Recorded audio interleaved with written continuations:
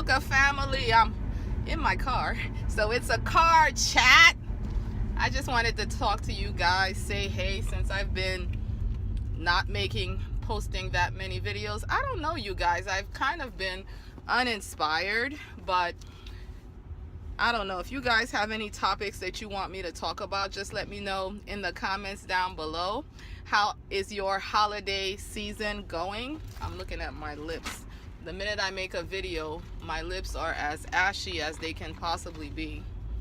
But how is your holiday season going? I've been trying to make the most of my time to get some Christmas shopping done. But what I really wanted to talk to you guys about today is parenting. I haven't done a parenting video in a long time. I used to do them a whole lot, so check out my parenting playlist.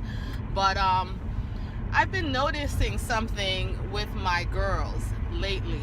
I've been noticing that, I don't know if it's because I'm getting older.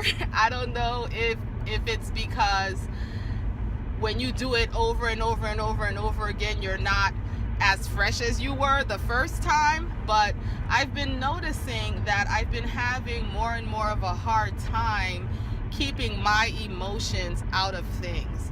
Like when my daughters escalate, or they're struggling with something and their emotions are rising. In the past, I've been able to step outside of that and been able to rationally think about what's going on, because we all know that if my emotions, or if the parent's emotion rises just as high as the kid's emotions, then you're missing such a teachable moment. And at the height of emotions like that, it's really hard to come to a practical resolution, and then a fight can happen and things can get said that shouldn't be said. But the other day, I was in the midst of going right there with my 12-year-old when I said, wait, she's acting this way because of A, B, C, and D. So what she's saying is not what's really going on. So you don't need to respond to her with what she's saying.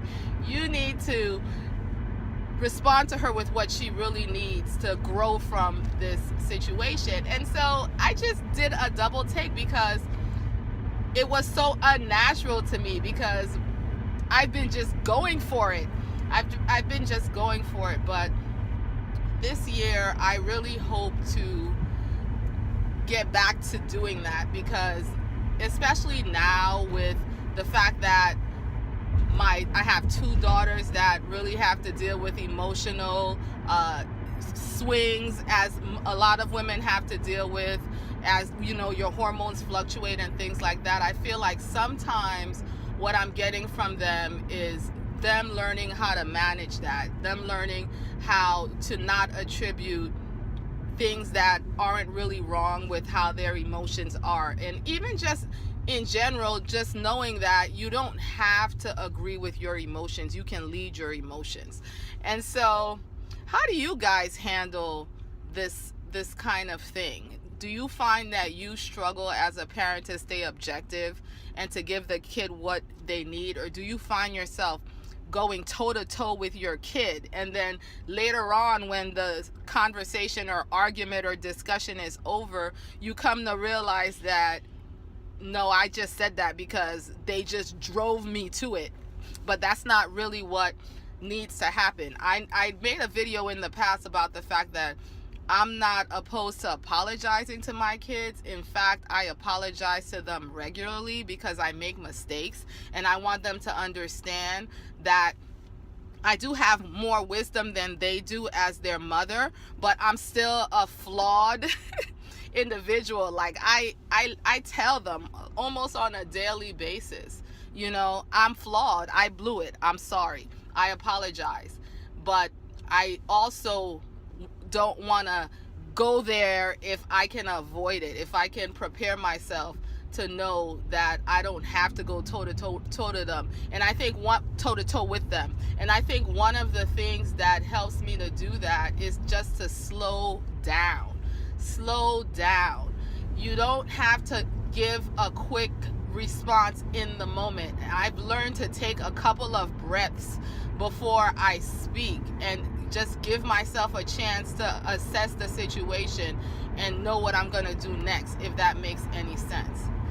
So I'm excited about this coming weekend. You'll probably you'll see the video before this weekend. I'm gonna try to upload it right away. I'm honoring what I said to you guys, that I will upload when I'm inspired to say something to you, and I'm not gonna worry about a specific schedule. That's just how I'm feeling these days. But I'm really excited about this weekend because I'm finally going to go upstate to see my daughter Becca. I'm going to see her perform finally. She was performing this past weekend, but I wasn't able to go because I teach on Mondays, and since it's a once a week type of situation where I have to get in the material for the entire week, I try not to take days off if I don't have to. And so I was gonna do something crazy with trying to go up to see her show, which was happening.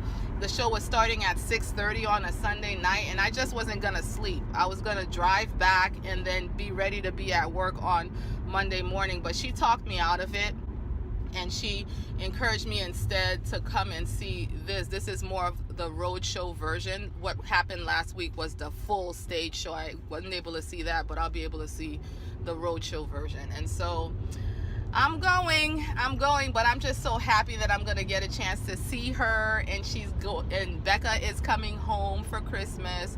She'll be home. She has 3 weeks off, and so I don't know if she'll be willing to get on camera and say hey to you guys. I'm sure it won't be hard to convince her. So anyway, I'm looking forward to that. The part about the kids coming back home makes everything, like the holidays, special occasions, it's hard to send them out, but I feel like because they're gone, when they come back, it makes everything that much better, that much more special. So I like that. I'm excited about that. But anyway, I'll see you guys in the next video. Let me know how you deal with your emotions with your kids in the comments down below. Or even if you don't have kids, how your parents have dealt with you and what you would have appreciated. Be blessed.